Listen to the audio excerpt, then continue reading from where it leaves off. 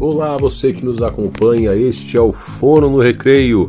Meu nome é Vinícius Fontanella. Olá, eu sou a Cleo Matos. Olá, eu sou Daniele Bauer. E hoje no Recreio eu estou com uma pessoa maravilhosa e que nós estávamos muito ansiosos para ter aqui. E é um dos primeiros episódios, o terceiro episódio da temporada 2025, e que estamos contando um pouco da história da profissão. E hoje eu trouxe aqui para vocês uma doutora maravilhosa, que é uma voz que se levanta toda vez que alguém olha feio para a fonoaudiologia. Uma pessoa que sempre nos defendeu, uma voz ativa que se envolveu de corpo, alma e sempre deu sangue pela nossa profissão e que faz esse ano 47 anos de profissão. É assim, um orgulho para nós todos termos aqui Thelma Costa. Seja bem-vinda! Boa noite a todos. É um prazer estar aqui. Nossa, essas palavras me deixaram emocionada. São 47 anos mesmo, Vinícius, de exercício profissional, né? O que muito me honra bastante fazer parte dessa profissão maravilhosa que eu abracei aí há tanto tempo atrás, sem até saber o que era naquela época, né? E que mudou tanto e que hoje está aí, né? Em todos os locais. Eu costumo brincar dizendo que qualquer lugar da saúde e educação existe um lugar para o fonoaudiólogo, e ele tem muitas vezes você que tem que buscar, né? As coisas não aparecem de repente, mas com trabalho, com garra, com vontade, a gente consegue sempre um exercício, alguma atividade dentro da saúde e educação. E assim, uma das nossas ideias em começar a trazer essa questão da história é porque hoje o trajeto profissional de quem entra numa graduação em fonoaudiologia, ele é uma estrada que foi pavimentada por vocês. Então hoje você pode comprar um tratado de fonoaudiologia, mas há fonoaudiólogos que trabalharam, estudaram numa época em que isso não existia. Hoje você tem sites, lojas que vendem produtos fonoaudiológicos, mas houve uma época em que essas pessoas tinham que desenvolver um a um, né? Hoje você tem recursos em que você aperta um botão e um exame acontece. Não foi sempre assim. E esses fonoaudiólogos, essas pessoas merecem contar para que quem está abraçando essa profissão e vai levá-la agora adiante tenha esse mesmo espírito, tem essa gratidão a essas pessoas, entendeu? E também para que nós tenhamos para o futuro um registro disso. Essa história precisa ser contada, e é uma das razões pelas quais nós estamos aqui. Inclusive, no episódio anterior, que nós chamamos a Liane Desgualdo, eu mostrei aqui, ó, o primeiro tratado que eu tenho aqui, inclusive o último eu comprei online. Nele eu li um artigo muito interessante da Thelma a respeito das especialidades. Que trabalho bacana. Ele veio muito nessa linha que nós estamos agora de contar a história. Por falar em história, Thelma, imagina em 1974, quando você foi fazer vestibular, o que passava na sua cabeça de abraçar uma profissão que não estava regulamentada, que, sabe, cuidava-se, sabe-se lá do quê, que era um pouco disso, um pouco daquilo. Quem que deu aula para você, uma vez que não tinha fonoaudiólogo formado praticamente? Me conta isso, o que se passou na sua cabeça e como foi essa experiência da graduanda Thelma?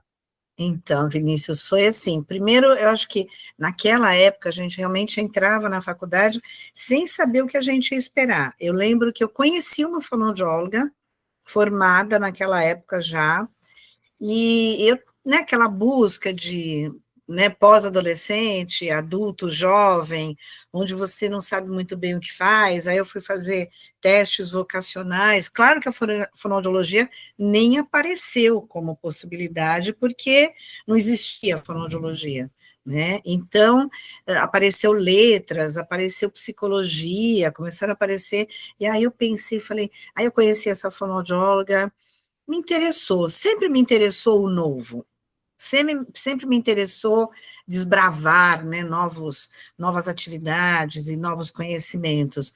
Eu falei, tá aí, eu acho que é uma área super interessante, uma área nova, que a gente pode buscar, que a gente pode galgar coisas muito interessantes, porque a psicologia já existia, letras não me deu muita vontade de, né, ser tradutora ou ser só professora de letras. E eu falei, vamos fazer essa fonoaudiologia. Eu entrei na faculdade, na PUC São Paulo, em 1975, e eu dou muita aula de ética, né? Eu tenho um perfil, além de fonoaudiologia, eu dou muita aula de ética em vários cursos de pós-graduação, e isso me deixou, assim, com uma esperança muito grande de ver uma profissão crescer. E aí, realmente, foi o que você falou, os meus professores hoje são meus colegas, são pessoas, alguns não estão mais aqui entre nós, que deixam muitas saudades, a minha primeira orientanda do doutorado, que veio a falecer, né, 2 anos depois que a gente começou o doutorado, que é a doutora Ieda Chaves Pacheco Russo, e essas foram os meus professores, a doutora Tereza Maria Momenson dos Santos, a doutora Cecília Bevilacqua, a doutora Rosimba Alves Costa, a doutora Maria Isis Meira, e eram pessoas que também estavam ali, também muito jovens, também fazendo uma profissão sem regulamentação, como você falou, mas nós tínhamos, hoje em dia a gente não tem, era um curso em período integral. Nós não podíamos trabalhar, eu não tinha possibilidade de trabalhar, porque eu tinha aula num dia de manhã, no outro dia à tarde, no outro dia o dia inteiro. Então, várias aulas práticas, teóricas, a gente tinha aula na Escola Paulista de Medicina, porque a PUC não tinha laboratório naquela época, e a vivência universitária, eu sempre falo, que é uma das melhores fases da vida da gente, né? Um dos melhores momentos. E além dessa questão da graduação, do contato com as pessoas que estavam ali formadas, que deixava a gente assim, né, assombradas com as coisas que eles estavam fazendo, eu já tinha um pezinho no fazer política estudantil, né? Então, eu era aquela que ia buscar, vamos tirar xerox do material, na época a gente tirava xerox, você falou de livros, os livros eram todos importados, a gente não tinha publicação nacional. Então, você tinha que buscar os livros importados, e na época não tinha opção, a gente sabe que hoje é errado você tirar xerox, mas na época a gente não tinha opção, não tinha como trazer esse material para o Brasil. Então, um comprava, importava, porque alguém ia para a Europa, alguém ia para os Estados Unidos, trazia, todo mundo tirava cópia, então eu era daquelas. Vamos tirar cópia, quem quer, vamos movimentar, vamos fazer isso, vamos fazer aquilo. Na universidade, participei do centro acadêmico da universidade, né, da PUC. A PUC, para mim, me ensinou muita coisa, eu costumo brincar que eu sou filha da PUC desde a graduação, do mestrado e do doutorado, então a PUC, para mim, foi uma universidade, assim, maravilhosa, que me abriu os olhos para a questão política também, para a questão do fazer o bem para o outro, o acolhimento, você não só ter a questão teórica, mas a gente teve essa formação humanista, né, que eu sempre falo que isso é muito importante, não é aquela formação técnica, vai lá, atende, ponto final, o paciente vai embora. Eu trabalho na área de audiologia hoje, eu sempre falo para os meus alunos, não vejam 2 orelhas entrando na tua sala. Atrás dessas 2 orelhas existe uma pessoa em sofrimento, senão ele não estava te procurando. Né? Então, esta graduação em fonoaudiologia, além do conhecimento todo que a gente teve, teórico, prático, também me trouxe, talvez pelo local onde eu estudei, uma atuação política muito importante. Né? Eu não estava na universidade quando a PUC foi invadida, em 1977, pela polícia, né, por conta de todos os movimentos estudantis que na época aconteciam, eu só não estava porque eu já tinha ido embora, mas foi um sofrimento ver os meus colegas passando por aquilo, sendo presos, eles paravam o camburão, todo mundo entrava, então tudo isso me trouxe uma formação que eu só tenho a agradecer, e isso talvez tenha me levado a querer fazer um pouco mais, não só pelo nosso paciente, pelo meu paciente, mas fazer mais também pela fonoaudiologia, né? E aí, você quer que eu continue? Essa foi a minha graduação. Mas assim, e o que te levou para áudio? Então, eu quando me formei em 1978, eu decidi que eu ia atender tudo, porque eu sempre falei, eu acho que a gente tem que ter uma experiência em tudo. A única área que eu nunca me identifiquei muito foi a área de leitura e escrita. Até talvez eu sempre brinco com os meus alunos, falo assim, eu tenho uma dificuldade muito grande para escrever, mas eu tenho a sorte de ser uma ótima leitora. Então, eu leio uma coisa que eu escrevi, eu falo, está ruim, não está bom. E eu vou organizando até aquilo ficar bom. Mas eu falei, eu não posso trabalhar com uma pessoa que tem essa dificuldade como eu, então eu prefiro não atender. Mas aí eu fui para todas as áreas. Então, eu me formei, eu atendi a área de fluência, eu atendi afasia, eu atendi... Só não atendi disfagia, porque naquela época a gente não trabalhava com isso. Não era uma área que a gente atuava. Trabalhei muito com voz, muito com voz. Voz é minha paixão, né? E trabalhava muito com audiologia. Então, desde sempre, eu comprei um equipamento, claro, meus pais me ajudaram, eu tive meu equipamento audiológico, montaram o meu consultório com toda a parte audiológica básica. Eu tinha o meu consultório onde eu atendia a parte de audiologia e algumas patologias ligadas à fonoaudiologia. E aí você vai optando. Então, isso me interessa, isso não me interessa tanto. E eu acabei ficando, eu acho que eu sou muito objetiva, né? Eu acabei ficando na área de voz e de audiologia. Então, foram as duas áreas que eu abracei logo depois de formada. Eu acho que quem é mais objetivo tem uma questão mais voltada à questão de voz, que é uma coisa mais prática, e a questão de audiologia também. Então, foram as duas áreas que eu abracei. Por uma contingência de trabalho, de viajar, tudo mais, eu acabei abandonando a voz, porque você tem que ter uma sequência no atendimento, e aí eu fiquei só na área de audiologia, porque eventualmente se eu não pudesse estar na clínica, alguém poderia me substituir, não existia esse problema dessa relação tão estreita com o paciente. Né? Então eu falei, então eu posso sair para viajar e colocar alguém no meu lugar, e na voz não dá, com qualquer tipo de atendimento terapêutico, você não pode falar, olha, eu vou sair para dar um curso fora, a gente começou a dar muita aula fora, falei, eu não posso fazer isso com um paciente que tem uma sequência comigo. Então, eu acabei optando só, mas a voz é minha paixão. Eu ainda tenho um pezinho ali na voz que me deixa bem atenta. Adoro, converso bastante com o pessoal de voz, mas aí eu acabei optando pela audiologia por ser uma área objetiva e por ter essa liberdade de eu posso viajar e eu posso colocar alguém no meu lugar, que isso não vai interferir no atendimento, na sequência do paciente. Né? Thelma, e quando que você decidiu sair de clínica e ir para a aula, a ser uma professora? Ou você conseguiu conciliar os dois? Sempre consegui conciliar os dois, graças a Deus, sempre eu pude conciliar os dois, né? Também tudo aconteceu assim, eu estava eu comecei a trabalhar na Derdic, a Derdic é a clínica da PUC, então eu tinha o meu consultório, e aí a Derdic abriu uma vaga para audiologista, para trabalhar na área de áudio, uma colega minha que trabalhava lá, ela se mudou para o interior, abriu a vaga, eu prestei esse concurso e entrei. Era um pezinho para estar dentro da universidade, porque a Derdic é a clínica da PUC, né? E além de você ter os alunos que atendem na Derdic, os alunos da universidade, você tem profissionais também que fazem tanto a parte de audiologia, como a parte de reabilitação, de MO, de linguagem, de voz, nas mais diversas áreas. E lá dentro, eu falei, poxa, eu poderia, né, é uma coisa que eu sempre gostei. Eu, quando era adolescente, eu dava aula de inglês para criança pequena.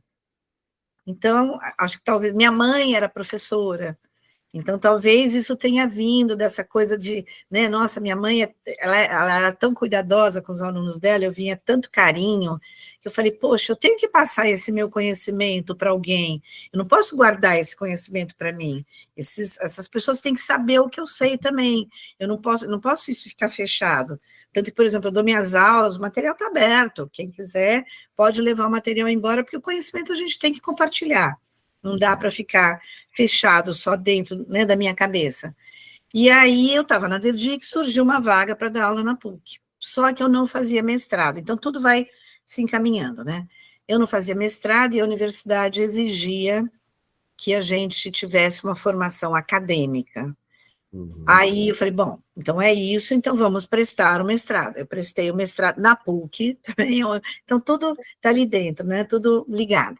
Aí eu prestei o mestrado, entrei, aí eu comecei a dar aula. Aí surgiu uma nova vaga, e aí eu comecei a dar aula de audiologia. Então, eu sempre dei aula de audiologia teórica dentro da universidade, audiologia teórica, patologia auditiva, audiologia prática, audiologia estágio de audiologia.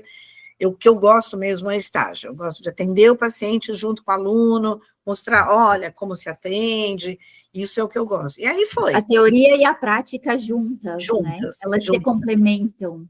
Não tem como, né, você, por exemplo, todo semestre, início de semestre, vamos recordar aquilo que a gente aprendeu, né, porque o aluno, coitado, eu fico assim, acho que ele tem tanta informação, você tem que resgatar essa teoria, porque ele passa um mês sem te ver em julho, quando ele chega em agosto, ele fala, oi, professora, vamos retomar? Vamos, a gente tem que retomar tudo, porque é isso, eles têm muita informação na cabeça. Eu hoje optei pela área de audiologia, eu estou aqui no EIA, né, em Recife, eu sou de São Paulo, não estou em São Paulo agora, eu estou aqui em Recife no 40º EIA, eu nunca faltei em nenhum EIA, há 40 anos eu participo dos encontros internacionais de audiologia, não faltei em nenhum encontro, porque é minha área.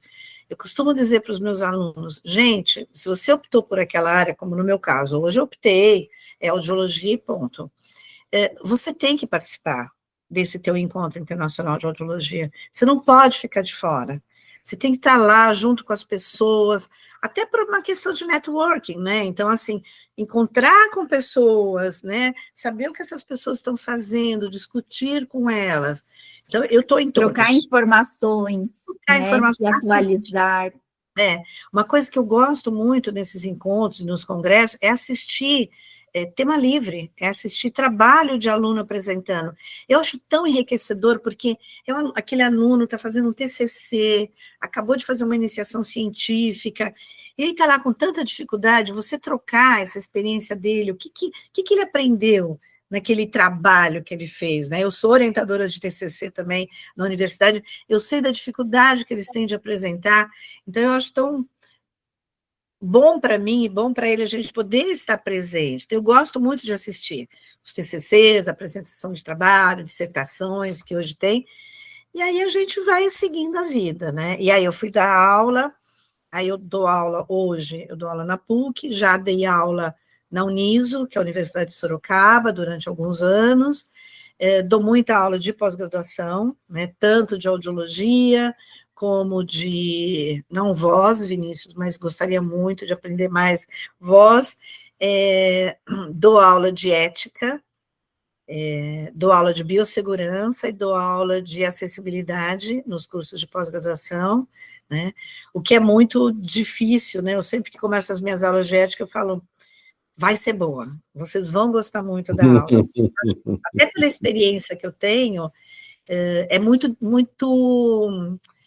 prática a minha aula de ética, eu não fico falando, olha, a filosofia aqui do fulano, né, vamos aprender a filosofia, claro que você tem que dar os conceitos de moral, os conceitos de ética, os conceitos de respeito e tudo mais, mas é uma aula muito prática, de discussão de cada, olha, tá vendo, se acontecer isso, o que você pode fazer, o que você não pode fazer, porque o código de ética, quando ele é dado na universidade, nos cursos de graduação, os alunos não têm essa experiência que a gente tem hoje.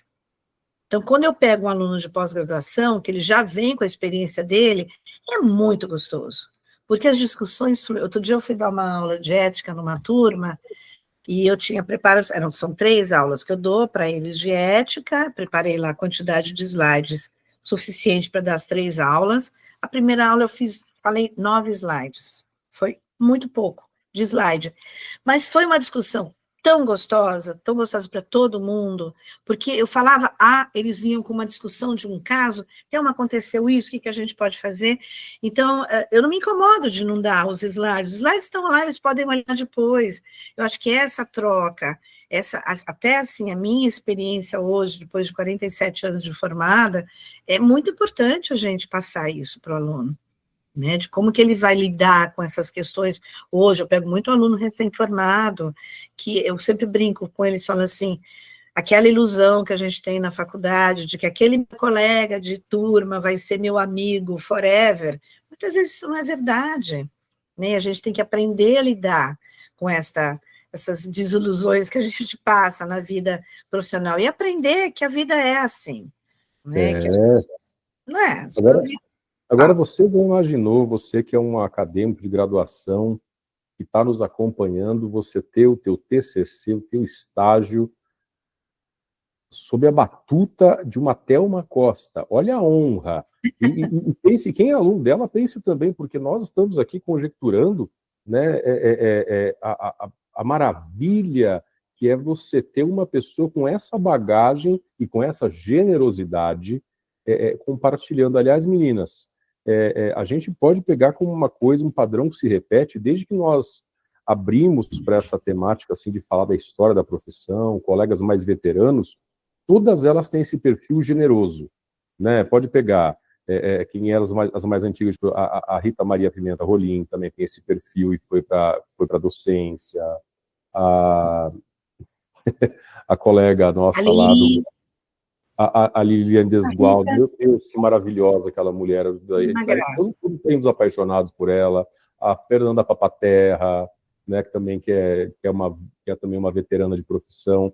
Elas têm essa característica de querer, que nem você falou, compartilhar, doar. E talvez isso tenha sido um fator de sucesso da profissão, porque vocês se comprometeram e quiseram levar isso adiante.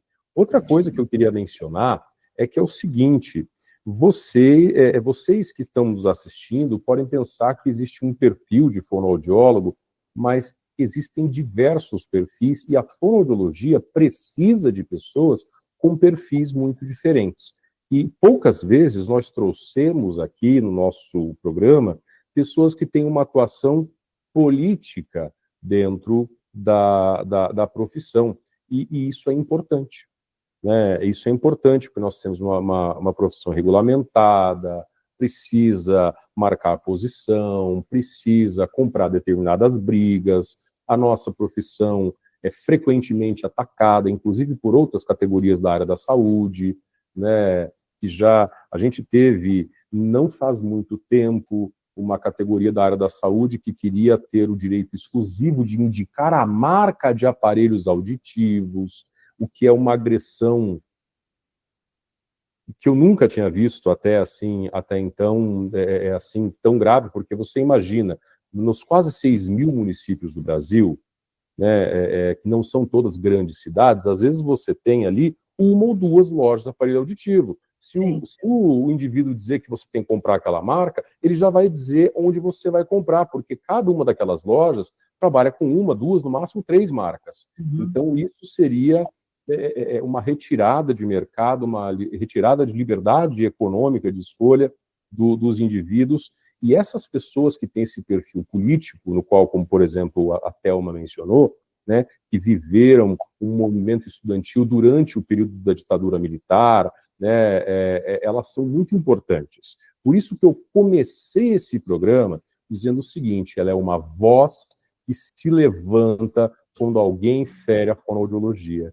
E a gente precisa disso. E você que nos assiste precisa entender que essas pessoas são necessárias, tanto como são necessários órgãos como o Conselho Federal de Fonoaudiologia, o Conselho Regional de Fonoaudiologia, que são órgãos dos quais nós, né, meninas, nós somos amigos e divulgadores, tá, da importância, porque a gente, eu imagino que a Dani e a Cléo, isso eu quis dizer com a gente, quando fala assim, o conselho serve só para nos cobrar anuidade, a gente fica chateado, porque a gente sabe a importância que tem, e também já consegue vislumbrar o que teria acontecido se eles não existissem.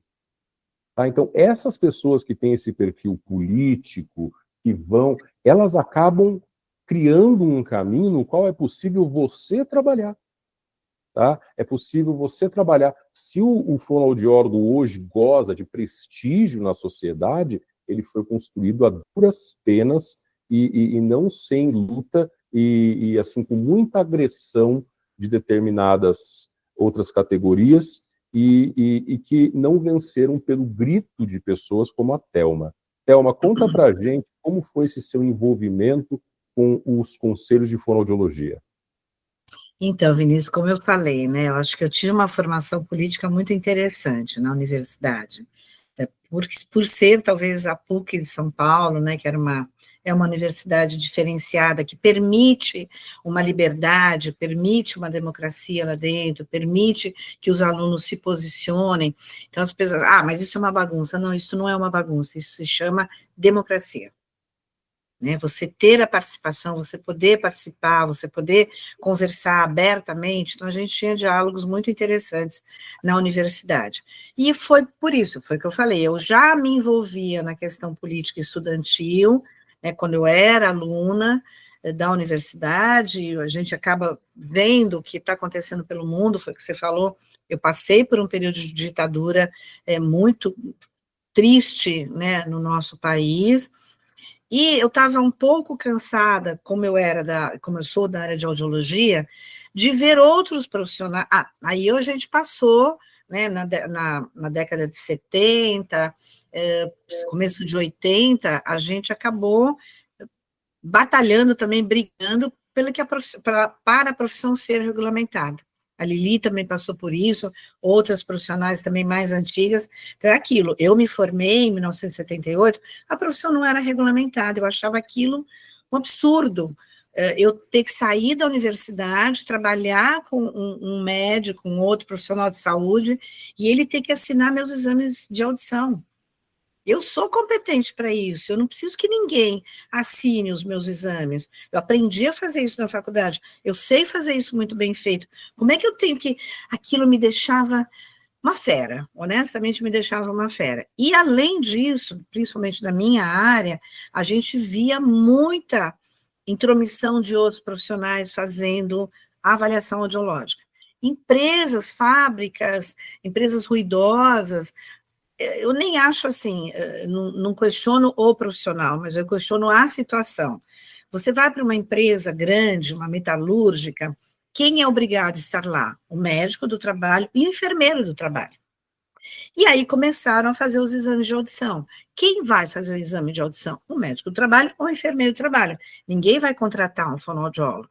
Então a gente começou a ver os outros profissionais, né, entrando na nossa área, querendo exercer a nossa profissão, fazer aquilo que a gente faz, e aquilo começou a me incomodar assim, sobremaneira. Então, foi junto com isso que eu me formei, a profissão, as pessoas estavam indo para Brasília para levar projeto de lei, então vai ser fonoaudiologia, vai ser logopedia, vai ser terapia da fala, então até essa discussão a gente teve, acompanhamos os nossos professores indo para Brasília, levando projeto de lei, até que finalmente, em 81, a nossa lei foi regulamentada, e eu conto essa história para os alunos de uma forma muito emocionante, porque quando eu me formei, eu não tinha uma profissão regulamentada. Eu falava, o que vai ser do meu futuro? Eu vou ser um profissional técnico, eu estudei 4 anos, porque quando a profissão começou, você tinha 1 ano de graduação. Você aprendia técnica. Quando eu me formei, eu tive 4 anos de formação. Eu falei, gente, eu fiz 4 anos de fonoaudiologia e eu não vou poder exercer. Aí a profissão foi regulamentada, foi uma festa para todos os profissionais que trabalhavam na época, foi uma coisa muito emocionante. Eu conto isso até hoje para os meus alunos, porque eu falo para eles, sabe aquele canudo que você recebe no final do teu curso? Então, nós recebemos um canudo vazio, e que ele ia ficar vazio por muito tempo, porque a gente não sabia o que vinha, quando viria. Quando veio a regulamentação da profissão, que a gente pôde pedir um diploma universitário de uma profissão regulamentada por lei, foi uma festa para mim, para todo mundo. E aí eu comecei a ver, né, os profissionais invadindo a nossa área, outros profissionais de saúde, mas falei, isso não está correto, isso não está correto. Se eu estudei tanto tempo, quem é responsável por fazer isso sou eu. Então, honestamente, eu sempre conto essa história também, honestamente, eu fui muito egoísta no começo, porque eu queria fazer o bem para a audiologia. Falei, não pode, nós somos formados, nós temos competência, então foi muito da minha área mesmo. Falei, precisamos fazer alguma coisa. Quem vai fazer alguma coisa? O conselho. Tanto que nós entramos no Conselho Regional, o nosso grupo, o conselho começou em 83, 86, aqui em São Paulo. A gente entrou na segunda gestão do Conselho Regional, que foi em 89. Então, era a segunda gestão do Conselho, foi a nossa primeira gestão no Conselho Regional, para a gente tentar fazer a diferença, para mostrar para os outros profissionais que nós existíamos, e quem era responsável por aquele procedimento era o fonoaudiólogo. E aí foi, Vinícius, aí foi. E aí você aprende no Conselho que existem outras coisas para você fazer, além da audiologia. Então, hoje eu posso dizer que eu sei discutir, não sei a prática, mas eu sei discutir a necessidade de um profissional que trabalha com disfagia, de um profissional que trabalha com voz, porque vocês me contam o que vem acontecendo com vocês, principalmente nessas minhas aulas de ética, sempre me trazem essa informação. E esse trabalho no Conselho também me trouxe muito esse conhecimento, porque eu fiquei nos conselhos, tanto no regional como no federal, durante 30 anos. Né? Uau! Pois é, né? Durante Uau. 30 anos, entre o Conselho Regional de São Paulo e o Conselho Federal de Fonoaudiologia, e aí você aprende muito de outras áreas, você não pode... Aí eu aprendi, tá, eu estou aqui no Conselho, agora eu não posso ser audiologista. Né? Hoje eu sou presidente do Conselho, então hoje eu tenho que brigar pela fonoaudiologia. Isso sempre me incentivou muito. Né? E assim, cada conquista que a gente tinha dentro do Conselho, hoje eu tenho um grupo que acabou de ser eleito aqui em São Paulo, que é um grupo que eu apoiei, né? Eu falo abertamente, foi um grupo que eu apoiei, e eu tenho conversado muito com esse grupo, e tem algumas pessoas novas, jovens lá dentro. Eu falo, gente, vocês não sabem o quanto é gostoso você ver que você fez alguma coisa pela fonoaudiologia, e, por exemplo, hoje, no caso, 15 mil profissionais aqui no estado vão se beneficiar daquilo que você fez.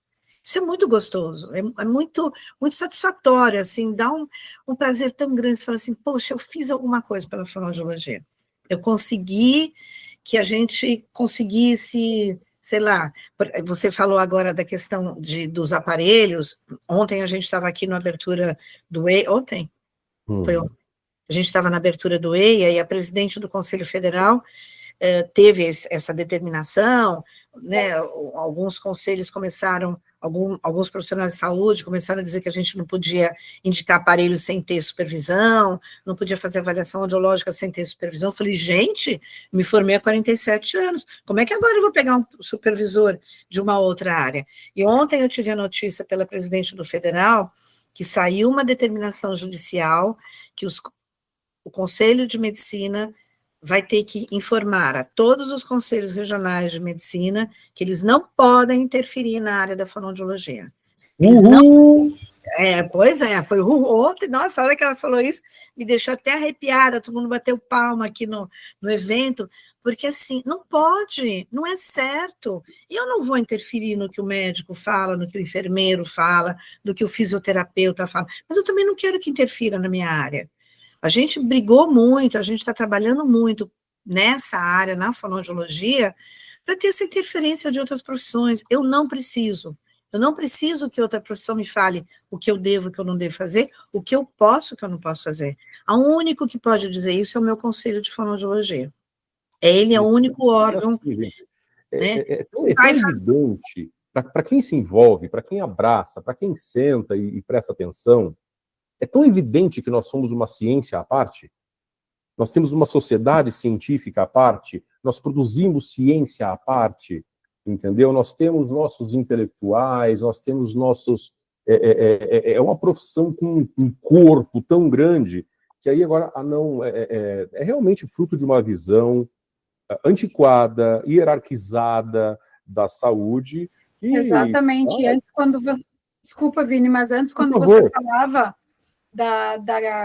das pessoas que vêm passando pelo nosso podcast, né, que da gratidão, do cuidado com o outro, da ética, e o quão é importante entender que ninguém é mais do que ninguém, que a gente não quer tomar o espaço de ninguém, mas que a gente também não aceita que tome o nosso espaço, e que a gente é uma equipe multi, que o nosso paciente não precisa somente do médico, que ele precisa da físio, que ele precisa do fono, que ele precisa da nutri, e que cada uma são saberes importantes, fundamentais, são saberes diferentes, e que ninguém, por ser um saber, se torna melhor do que o outro, né? E como é difícil para algumas pessoas entenderem isso. É dificílimo, pessoal. Desculpa, eu vi que você estava tossindo, aí eu continuei para dar espaço para você tossir. Pode, eu vou até desligar um pouquinho meu microfone só para...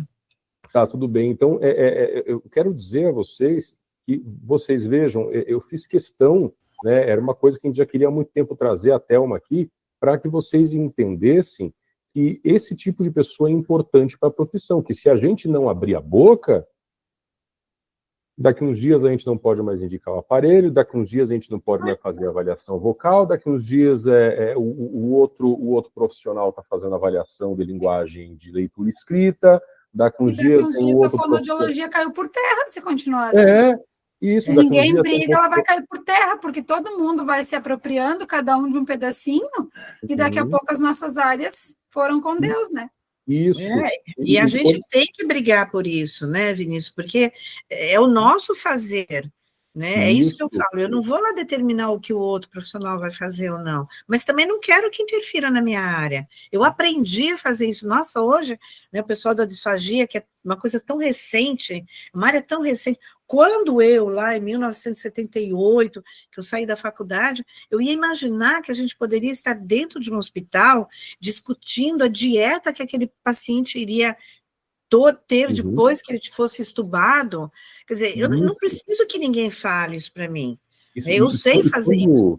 E quando a gente trouxe a Carol Silvério, aliás, Carol, um abração para você, nós amamos você, e quando nós trouxemos a Carol Silvério, ela estava, porque ela faz parte da Sociedade Brasileira de Fonoaudiologia, do departamento de disfagia, ela estava no calor de uma dessas resoluções de uma outra profissão da saúde, estava tentando limitar o trabalho do fonoaudiólogo dentro do hospital, gente. Então, é muito importante que você que está nos assistindo, que você acadêmico, tenha esse deslumbre pela sua profissão, porque é muito importante essa atuação. Eu queria aproveitar para perguntar a Thelma, assim, dentre essas brigas, essas lutas, esses enfrentamentos, qual que você achou que foi mais interessante, mais exitoso, uma conquista mais gostosa, ou que você queira contar para a gente em todos esses anos da sua vida, que você entregou essa profissão que a gente ama? Olha, eu tive eu acho que pensando agora, eu tenho duas conquistas que eu acho que foram muito importantes para a fonoaudiologia. Uma foi a primeira conquista nessa briga, nessa discussão com outras profissões. Há muitos anos atrás, a primeira discussão que a gente teve com uma outra profissão de saúde, que falou que a gente não podia ter alguns procedimentos como esses. Isso há muito. Nossa, eu estava no conselho, no início do conselho, isso deve ter sido 2000 não, imagina, mais ou menos 2000, quer dizer, há 25 anos atrás. E que a gente conseguiu, até por uma coisa importante que você falou, Vinícius, a gente conseguiu mostrar para eles que a gente tinha tanta publicação, era a área de voz e da área de audiologia. Eram as duas áreas que eles estavam querendo que a gente voltasse a ser paramédico, como eles chamavam a gente lá atrás, né? E a gente conseguiu, que foi na época do ato médico, desculpa, mas eu tenho que falar. Né? Não, pode falar. A gente não vai calar você de modo algum aqui. E foi na época do ato médico que a gente brigou muito, a gente foi para Brasília, fizemos muitos movimentos, porque a lei, o ato médico, eu entendo, sabe, eu acho que é super válido, a lei deles era muito antiga, eles tinham que atualizar essa lei, não tinha como, mas não pode você colocar numa lei dizendo que eu tenho uma lei que regulamenta a profissão, que é a Lei 6965 de 1981. Ela existe, ponto. Eu não posso colocar uma lei acima dessa, não existe isso. E foi isso que, na época do ato médico, eles queriam.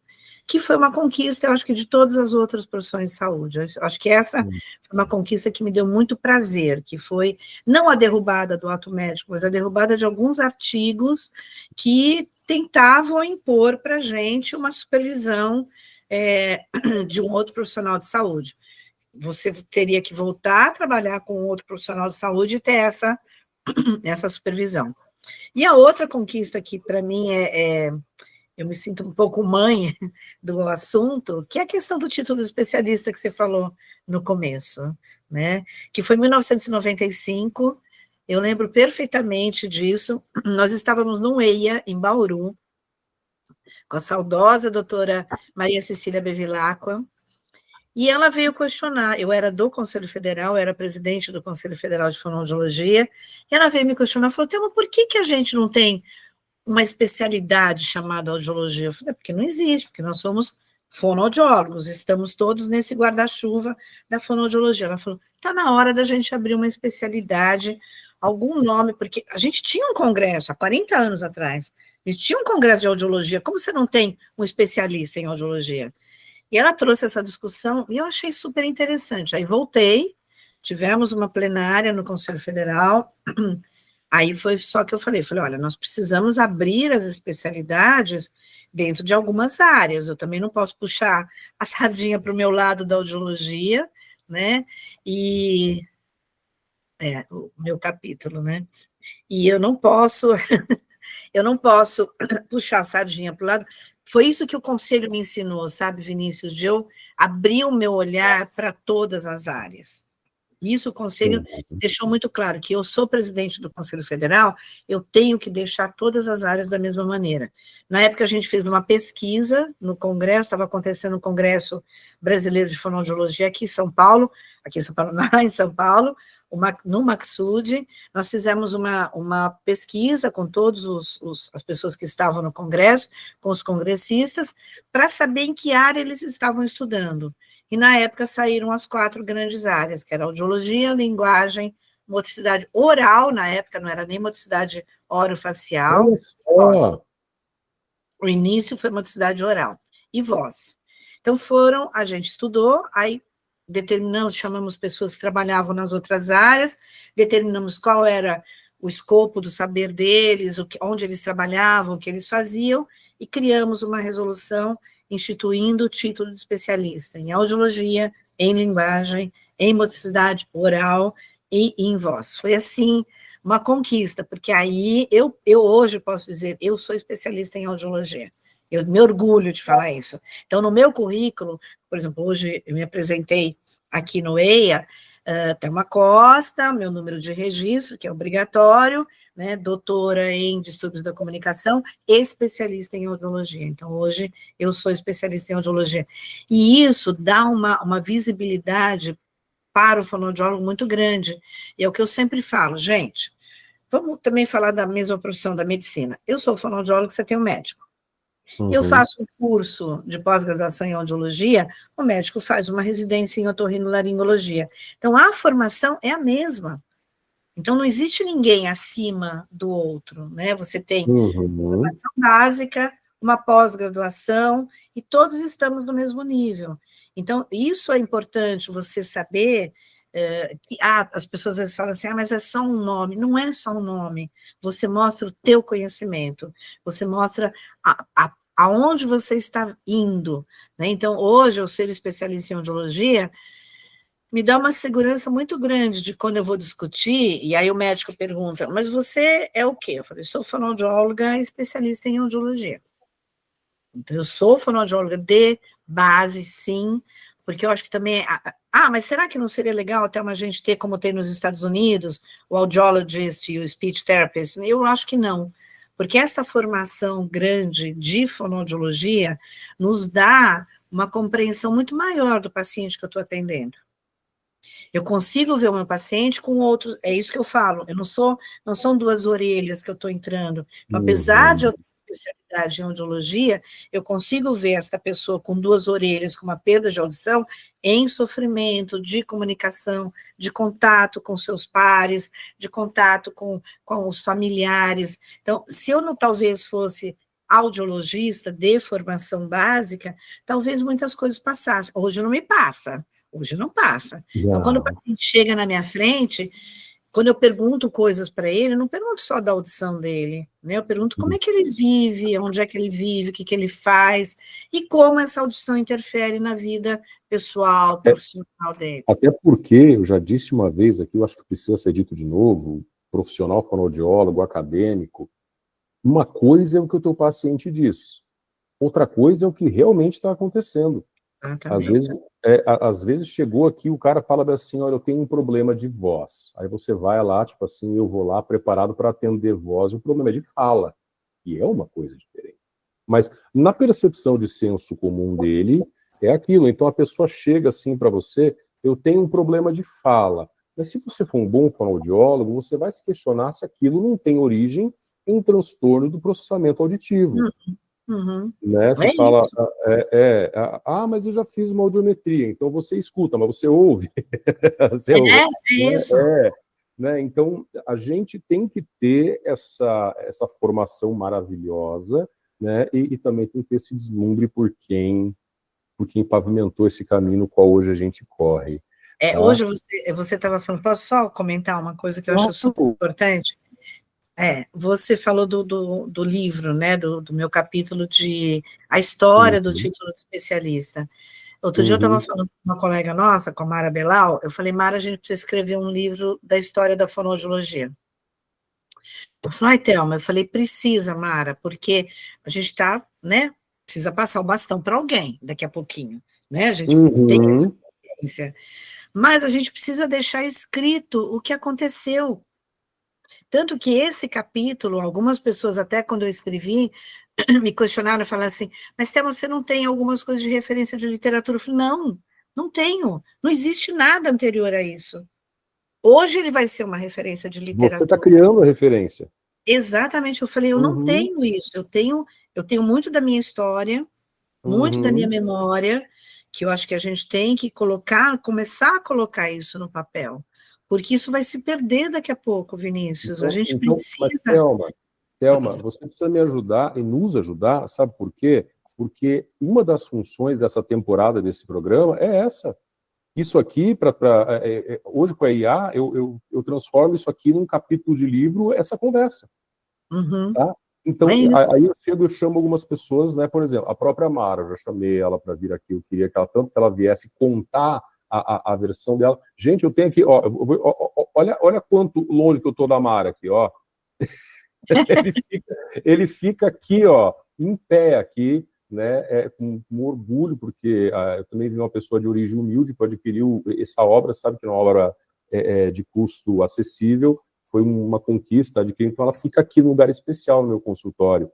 E também eu queria trazer, queremos trazer faz tempo, a Eliane Xoxá, que ela também é uma outra pessoa que é muito importante, e nós abraçamos essa missão e estamos na mesma ressonância, sabe? Porque você entendeu, e nós aqui entendemos, que nós precisamos contar essa história, e nós já perdemos pessoas que precisavam de ter registrado, entendeu? Nós já perdemos, é claro que nessa especificamente já tem muita coisa que a Glorinha Boit-Miller, que se foi recentemente, Edmê Brandi, eu estou falando da voz porque eu sou da voz, mas tem a doutora Brasília se foi, e nós não tivemos oportunidade de entrevistá-la, e assim, gente, é uma história tão recente, e esse esforço nosso aqui hoje é para ter isso aqui.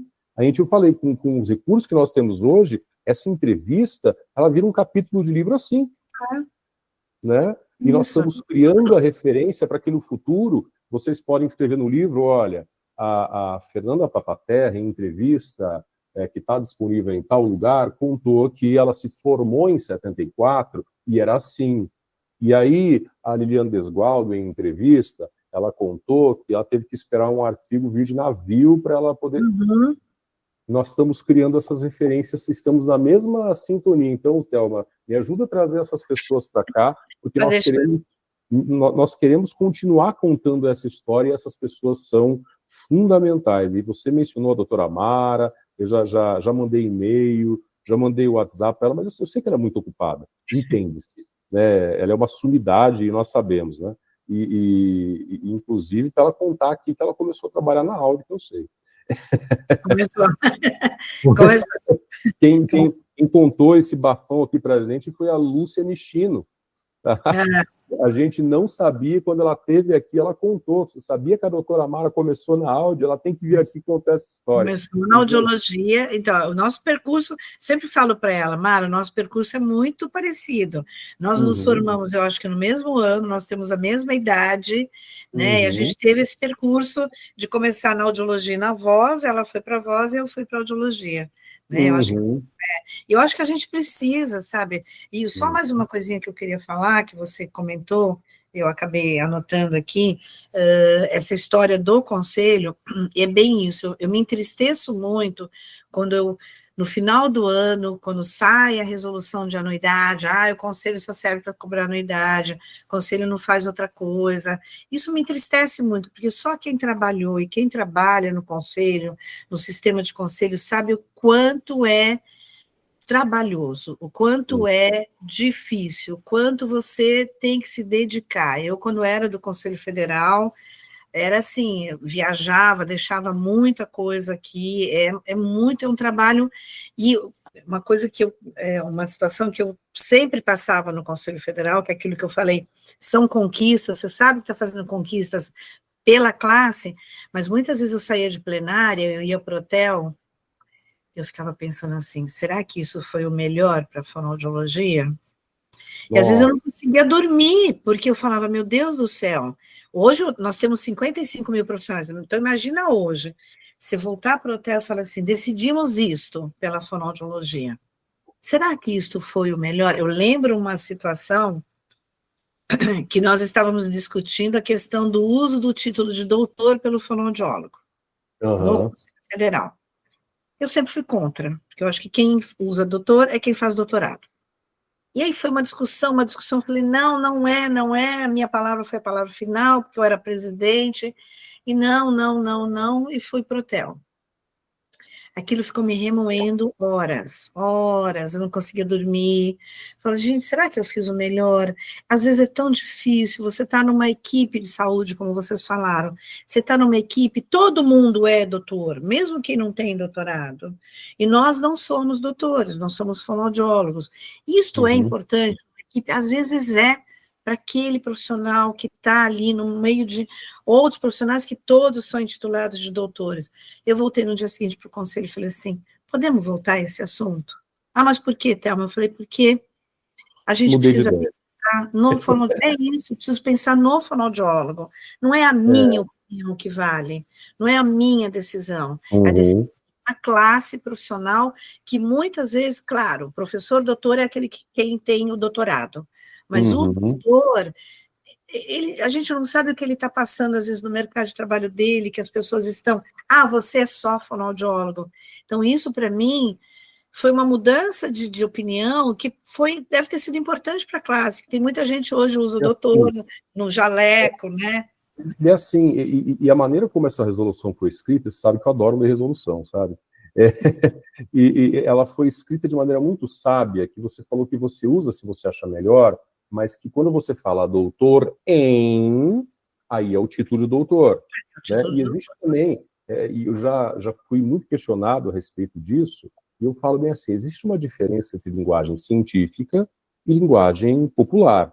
Eu também me considero um linguista, também sou formado em letras, então eu digo o seguinte, quando você vai medir o seu peso, você vai se pesar, o que você está fazendo é aferir sua massa.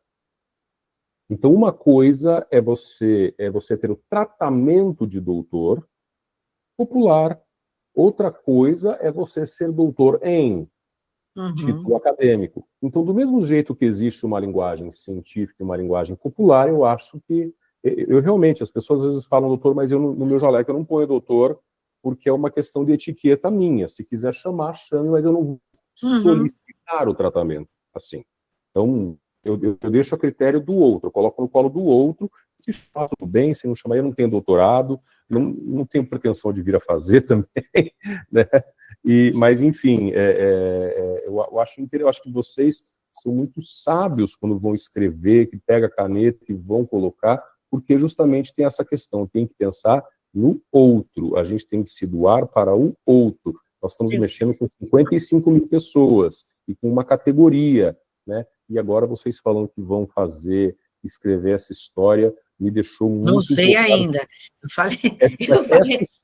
Mas olha, agora o Vini já vai ficar assim, ó, quando vocês verem, a capa do livro já está pronta, gente. Eu sou Não, desse. mas eu acho que escrever a história a gente está perdendo, Vinícius, está perdendo mesmo, é isso que você falou. Nós estamos perdendo pessoas. A doutora Ieda Chaves Pacheco Russo foi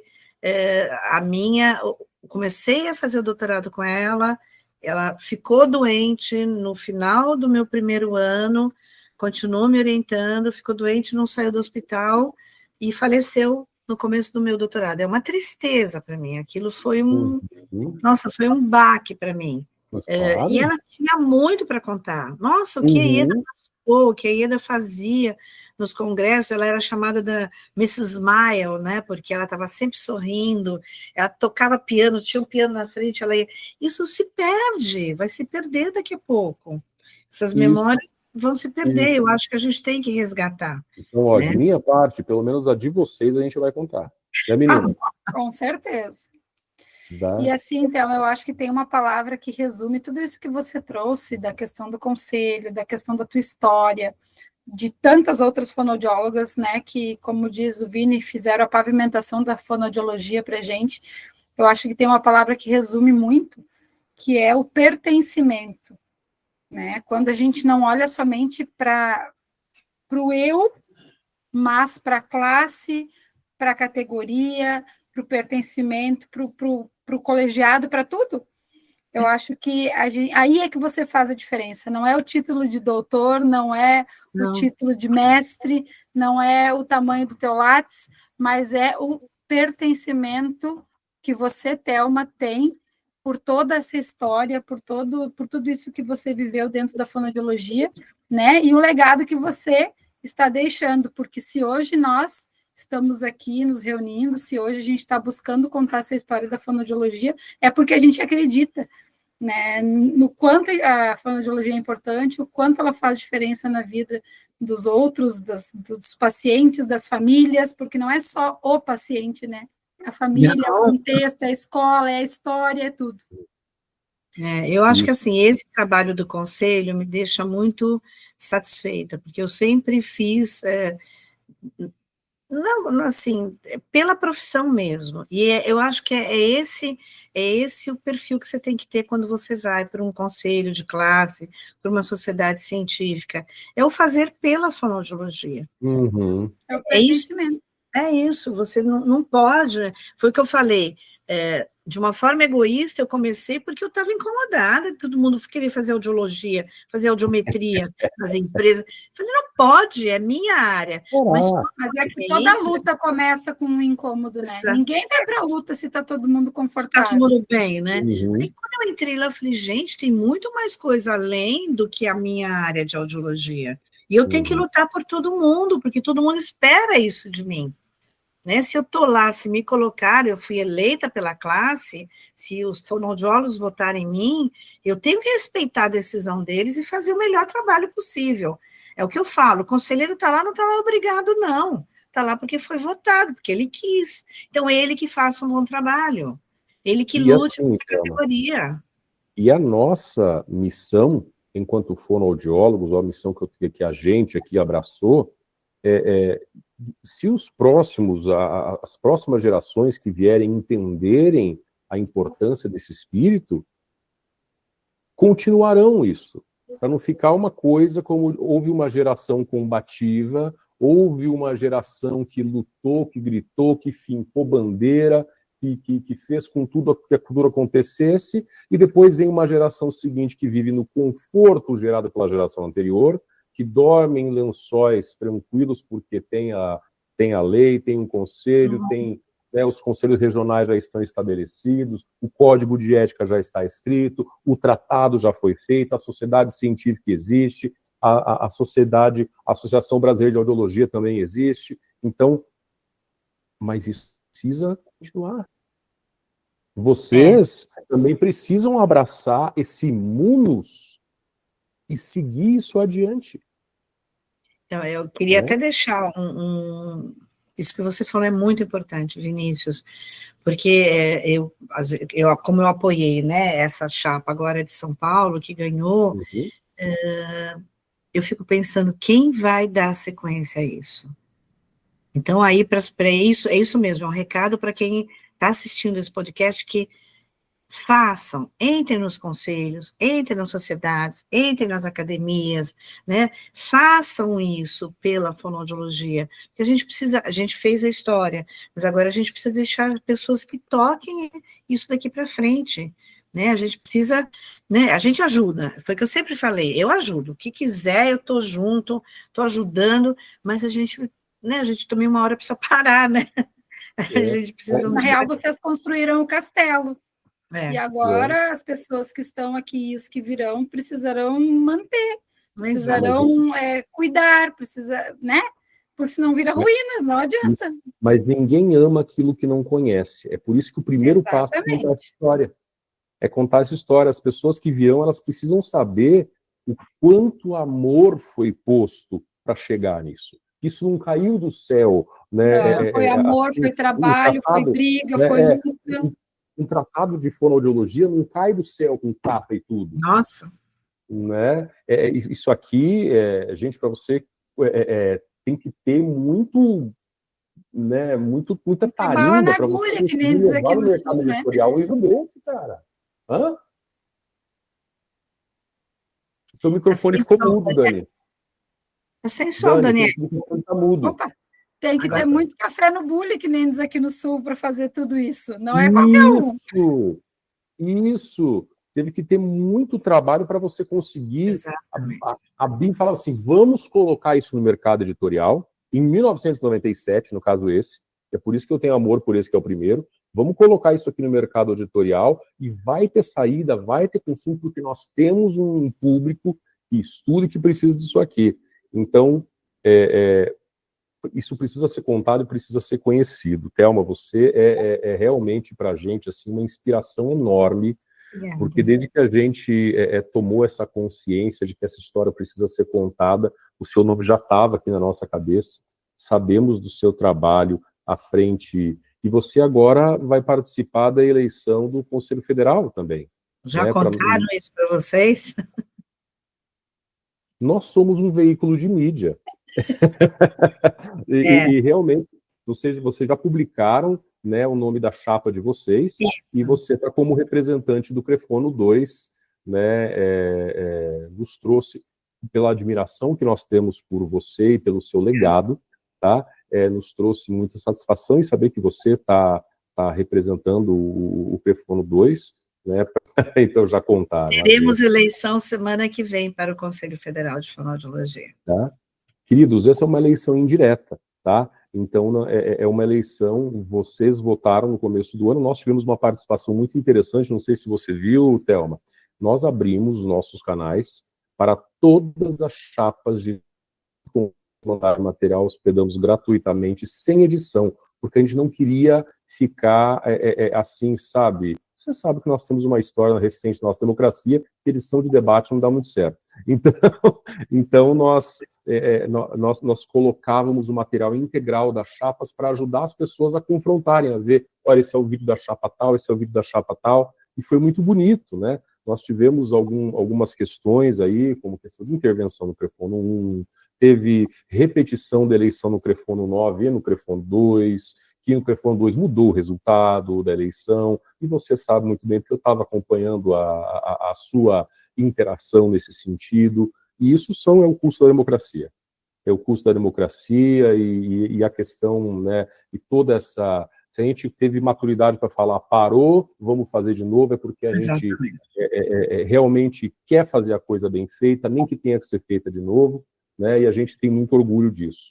E a gente está à disposição. Então, quando a gente viu que já estava acontecendo essa uma eleição, e eu estou falando porque tem muito fonoaudiólogo que não sabe. Então, assim, tem que votar outra vez? Não. Na eleição do Conselho Federal é uma eleição indireta, e o pessoal dos conselhos regionais é que vão eleger o Conselho Federal, que aumenta a importância da tua votação lá no teu Conselho Regional. Tá? Então, desejamos sorte para você.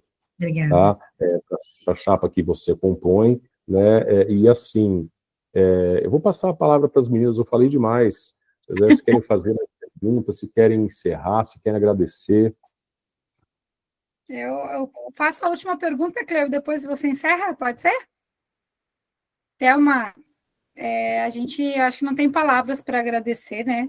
Toda essa aula, essa história, tudo que você lutou por nós, enquanto fonoaudiólogos, mas eu queria que você deixasse um recadinho para aquele adolescente, ou para aquela pessoa que talvez está querendo iniciar a fonoaudiologia, está pensando em fazer a fonoaudiologia, qual é o recado que você daria a essa pessoa, pensando naquela Thelma que começou lá em 74, 75, olhando para toda essa história, tudo que essa Thelma viveu para chegar até aqui, qual o recado que você deixaria para esse possível estudante de fonoaudiologia?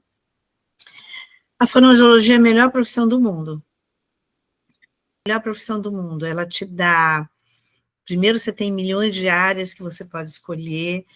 Você trabalha com o cuidado, você trabalha com acolhimento, você trabalha com respeito, você trabalha com a ajuda de outras pessoas. Então, eu não poderia ter escolhido a profissão melhor.